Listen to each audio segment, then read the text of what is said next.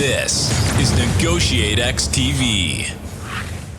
Hello and welcome to the NEGOTIATEx podcast. I am your co-host, co-founder, Nolan Martin, and with me, as always, co-host, co-founder, Aram. Aram, how are you doing today, sir? I'm great. I wasn't sure if you're going to mess my name up there. I get it right not. like 50% of the time. You never corrected me when we first started. So for 10 years, I've just called you Denisian. And then when I hear you talk to a guest, you're like, oh, it's Denisian. And I still can't listen, say you know what? So. I answer to anything. Just don't call me late for supper, right? But otherwise, you can call me anything you want. Hey, let me go ahead and introduce today's guest. Hey, whoa. So Guy is a Kellogg alum, and as a current Kellogg MBA candidate, why don't I introduce Guy to the show? Folks, this is what you call a negotiation. And I'm going to concede to my friend and colleague, Nolan. So Go ahead, do the intro this time. Thanks. So Guy Ellis is a chartered CFO in South Africa, holding an MBA from the Kellogg School of Management and professional certificates from Harvard and Columbia Business Schools. His professional journey began at Ernst & Young in the financial services sector before he transitioned to group treasury at First Rand Bank, Africa's leading financial institution. Guy's extensive experience includes roles in over 40 board and advisory positions across a spectrum of funds, family offices, and companies with valuations ranging from startups to entities worth over $1 billion. As a serial entrepreneur and co-founder with a global footprint, Guy's leadership extends to roles such as driving investments, M&A, and strategic initiatives in one of the country's largest healthcare practices. Currently, he's in the process of publishing a book on negotiation aimed at understanding the skill within an hour, set to launch later this year. An active member of the Young Presidents Organization and CFO Club Africa, Guy also leads the Africa division at the Kellogg Global Investor Network. His success in sports leadership mirrors his business approach, embracing an anything is possible mindset, underscored by passion, purpose, and process. Beyond his professional achievements, Guy is a committed wildlife conservationist, having founded 3 nonprofit initiatives in Africa, a passionate photographer, mountain biker, and a devoted family man and husband with 2 beautiful daughters and 2 cats. Guy, thank you for joining us today. Thank you, Nolan. Thank you, Aram. Thanks so much for having me. And my first question is this podcast over? Because that intro was so long. It's not. Well, you've done quite a bit, so we just want to make sure that we were thorough and we captured it all. So, and I'm just impressed, Nolan. Round of applause. You did great with that intro. You. So it took us 91 episodes to get here. So good. I'm glad I could knock it out of the park. So, all right, Guy, with so many entrepreneurial board member and nonprofit ventures, what do you credit most for your development to allow you to negotiate when millions of dollars in complex M&A deals are at stake? That's a great question, Nolan. And I'd say it started off having lost my father at a very young age. You know, I was left with my mom, and she was a young woman at the time, and I had a younger sister, and I was basically forced to learn to negotiate for myself for everything, right? Whether it was with adults or with teachers or sports coaches and the like. I didn't have a choice, right? I just kind of had to do it for myself. You know, when parents take them to extramural activities like football or whatever on the weekend, I went alone, right? So I had to kind of like fight for myself, and I learned very quickly that fighting was the wrong way to do it. And just was forced to do it. So I think that shaped me very early on. And then I always wanted to live up to the person my dad would be proud of, right? So I think that was another like big driving force. And people think, when they think negotiation, they think it's a boardroom, right? And this is a me versus you scenario. And it's kind of, like I said earlier, a fight, right? And it's definitely not. And hopefully we can talk a bit more to that today. And you negotiate every day, all the time, and people don't realize that. So these are like vital skills that people, you know, kind of leave tremendous value on the table over the period of a whole lifetime. Absolutely. And I'm sorry to hear that about your father, as someone who also lost my mom at a very young age I think she was 58. Completely understand. And it sounds like it was even a younger age for you. So yep. I always think it's interesting to pull back someone's story and understand the things that have impacted and influences one's life and development, and your journey certainly there. And I certainly do want to get into this several ideas you just already shared there, which is, stepping away from the fight mode of negotiation and really thinking about what you said, leaving value on the table for a lifetime in all the day-to-day sort of things. That adds up. And it's tragic. Totally. And people don't realize it. That's the worst part of it, right? Is people just carry on their lives and they actually just don't realize what's happening to them every single day.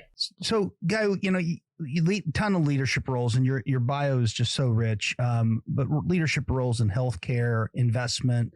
Can you discuss a challenging M&A deal you had to negotiate, and the key negotiation principles that you applied that helped maybe lead you to a successful outcome, or maybe that provided some valuable lessons learned? Totally. So there's one scenario that comes to mind, and I've got a lot of examples, but this one will kind of hit the point home, I believe.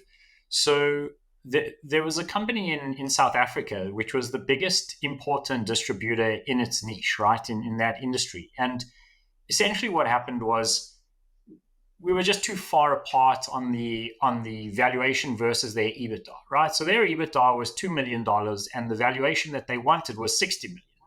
Right, so no one in their right mind was paying a 30x on a company, right? So essentially, the steps that I took was really, speaking to them as like an advisor or a consultant, and really trying to understand their most pressing business needs, right, and try to help them get to the valuation that they wanted and expected. So essentially, what we decided was right now is not the right time for this deal to go through.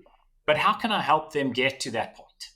So essentially what happened is I landed up advising them on what to do to get to that point, right? So it included hiring different people, putting certain controls and processes in place, taking on a bit of debt onto their balance sheet, et cetera, et cetera. And eventually we got to a point where they had grown within 2.5 years to a point that the valuation wasn't at 60 million, it was at just under 100 million. And all parties were happy to do the deal at that point in time. So that was really like one scenario that you had this willing buyer and willing seller, which you guys know is like step one in a negotiation, right? If you don't have a willing buyer and a willing seller, or two willing negotiators, you're nowhere, right? So that was the first thing. And then the big thing was going beyond the transaction, right? Because very often people just focus on the transaction, and it's actually, hey, what are their most pressing business needs, right? Let's put myself in their shoes and try and understand how to get them to where they want to be, right? And it's not this me versus you again, and it's not this negotiation. And I think negotiation is the wrong word for negotiation. I think it's how do we get to this end point together? And when you start focusing on that, I think everyone's mindset changes. Yeah. Just to kind of echo two things there.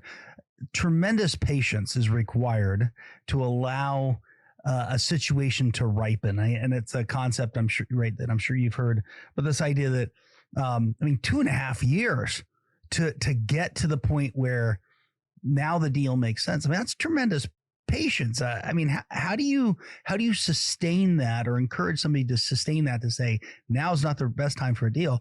We can get there. That's hard because sometimes we get in we got to get it done today mindset. Totally. We live in the world of instant gratification. But to your point, Aram, this doesn't start at time zero when the 2.5 years starts. It actually starts 5 years before that. So the whole process is 7.5 years, right? Because you actually have to get to the point where everyone trusts you on the other side of the table, let's call it that, and you've built those relationships up. And in this case, they were actually not going to sell the business. They weren't open to selling the business to anyone, right? And it was a totally off-market deal.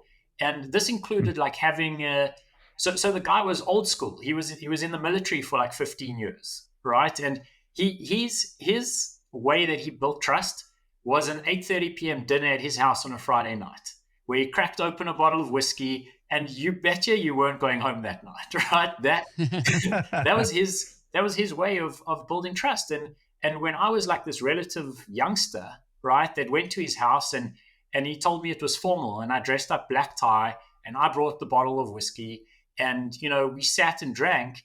That was the first night that kind of like started this relationship, right? And it was a warm introduction to begin with. So to your point, it's the patience, right? That doesn't just happen in 2.5 years. It actually takes a long time before that for people to actually build that relationship and trust you.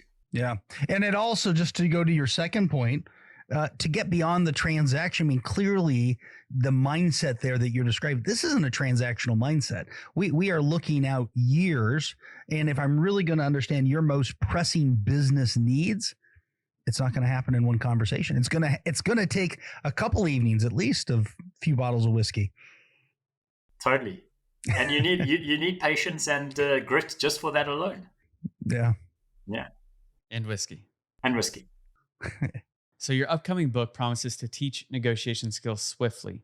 In the context of M&A, what are a few essential negotiation principles you believe are crucial for successful transactions? I think the first thing to understand is that people are so busy today. They're busier than ever before. And my focus is to try to get people to learn some of the key skills in a very short space of time and create that mindset, right? And I think it boils down to the Pareto principle, the 80-20 rule. So essentially, you prioritize efforts towards the critical 20% that basically yields the most significant results, right? 80% of your results come from just 20%. So, and that's been my philosophy in everything I've done, right? Is kind of like forget about the 20% details. Know that they're there, but you don't have to be an expert in them.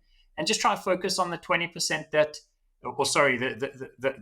balance, right? You just focus on the 20% or key details that basically get you 80% of the way there. So I think every negotiation is different.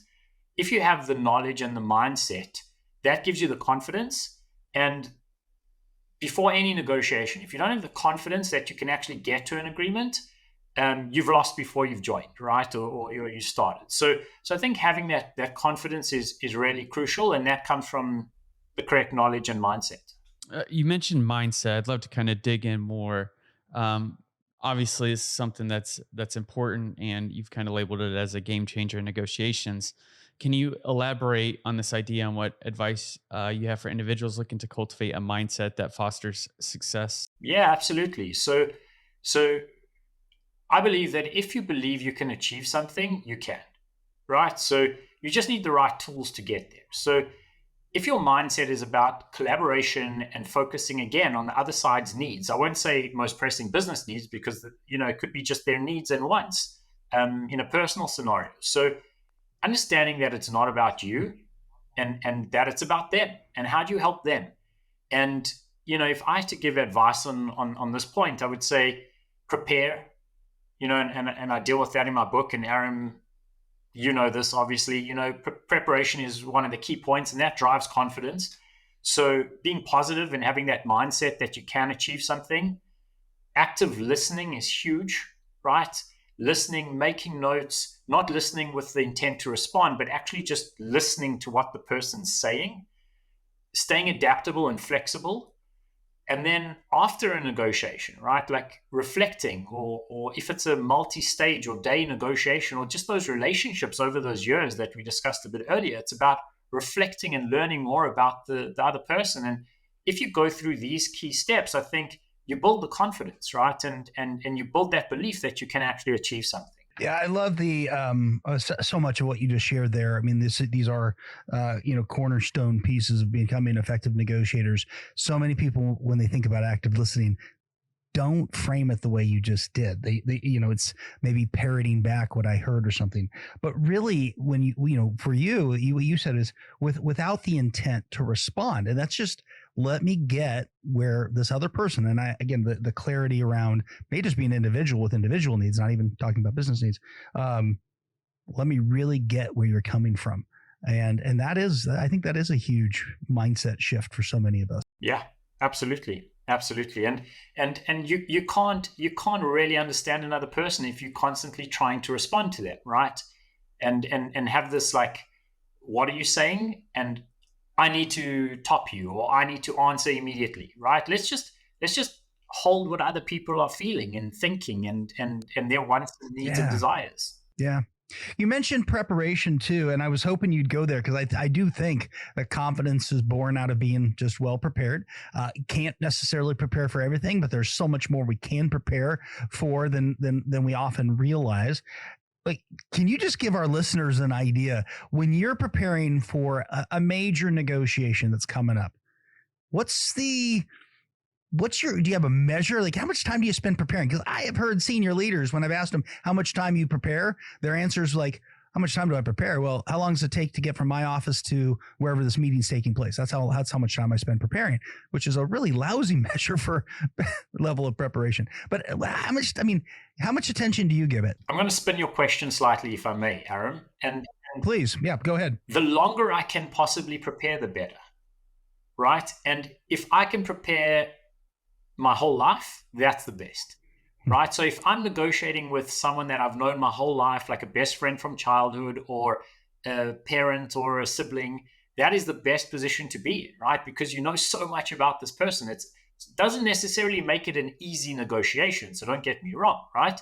But in terms of preparation, the longer the better, right? So going back to what we were discussing earlier, and the example I brought up of that, let's call it 5 or so years initial period of building the relationship before the actual negotiation took place, which then took another 2.5 years to consummate the relationship, right?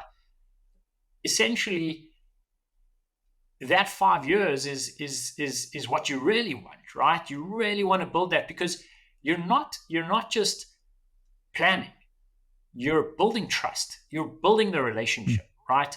And that just, it's like a hot knife through butter compared to trying to like break down a door, right? And that's maybe a good way to explain it, is that preparation is not necessarily, doing research online and looking at their LinkedIn profile. And that's not preparation, right? Preparation is building the relationship in my mind. So how do we build that relationship? And I think that's a key point. Yeah, I love it. And that's a nice twist on the preparation piece. It involves, and this is, I think Nolan and I with our military backgrounds can appreciate it. It is creating the conditions for a more successful, not necessarily easy as you said, but a more successful or effective negotiation down the road. You've been involved in networks such as Young Presidents Organization, CFO Club Africa. How do these sorts of networks benefit and influence both yourself and others involved as leaders and as negotiators? So Aram, I'm so glad that you brought that up, right? Because the environments that these organizations create are the key to kind of everything, right? So I'd summarize it really as like the care for one another and truly wanting to help each other. Right. So when you meet another member of these organizations, there's this inherent culture that it's not about you.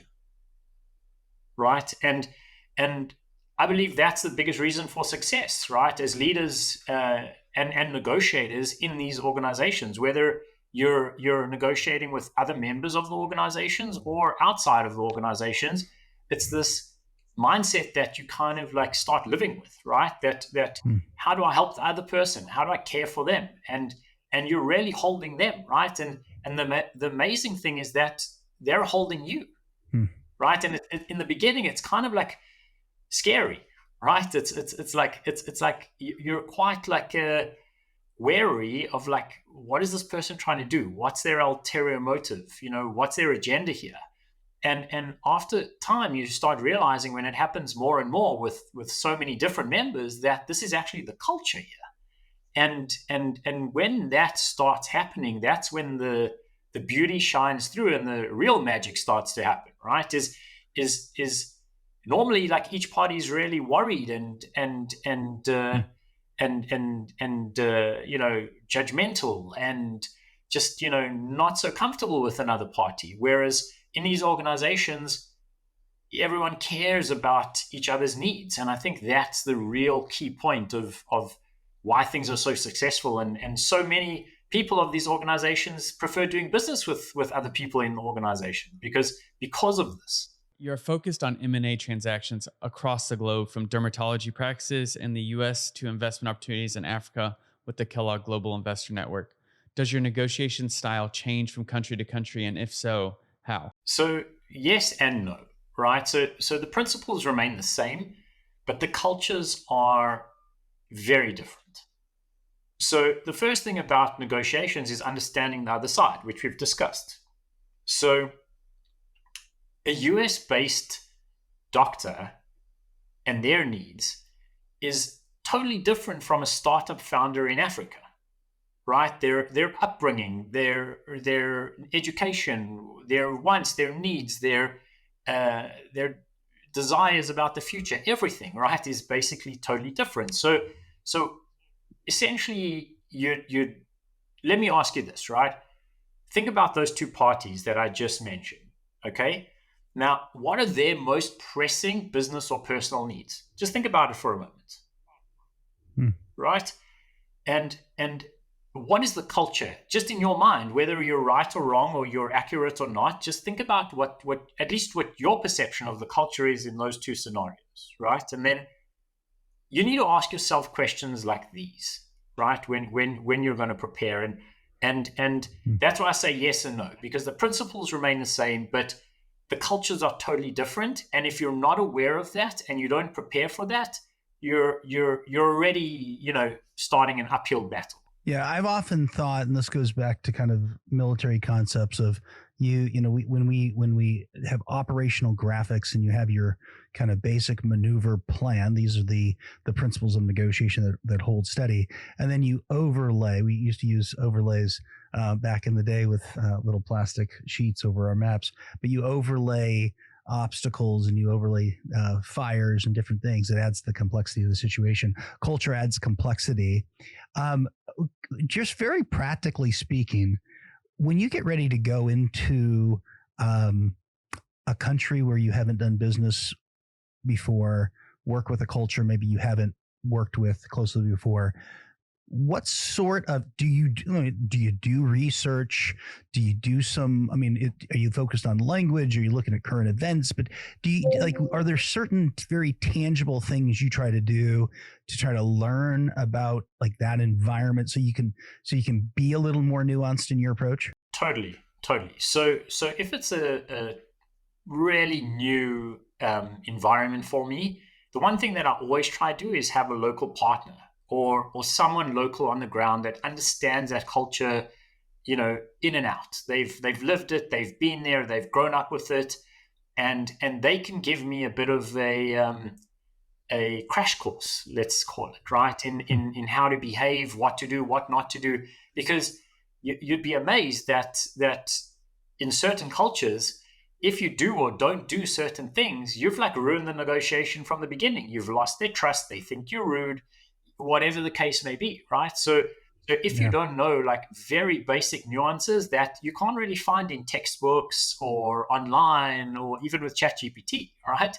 You just have to get someone who's grown up, lived and breathed this, and can say, hey, Guy, do this, don't do that. And that's key, right? So I think that's something that I always use, right? Is a local partner, someone that can do it with me or can at least give me a crash course on what to do and what not to do. And sometimes you need that person because you don't even speak the same language as the people you're going to meet. That's right. Yeah, and that language piece, right? There's just like, even just in English, there's a dozen ways to say the same thing. What's the intent of what I'm trying to communicate becomes really important. I want to make sure that I'm conveying the idea. If I want to explore possibilities, but they're hearing it as I'm trying to get them to commit to something, well, we're going to be on two very different places, and that becomes pretty critical to clarify. Absolutely. So earlier, you kind of mentioned this anything is possible mindset. We know you have this tremendous background in sports leadership. How does that philosophy, but specifically tied to sports, translate into effective negotiation strategies in the sorts of complex M&A scenarios that you've been involved in? So that's also a great question, Aram. And I think what we touched on earlier is that some negotiations take years, and preferably they all do, right? So why do I say that? Again, it's about relationships, right? And relationships are built on trust.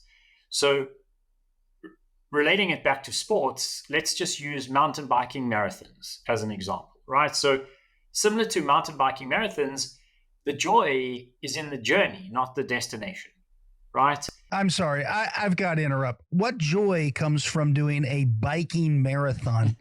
So the key is if you're fit or unfit, Aram. That's the key, right? Ouch. Fair.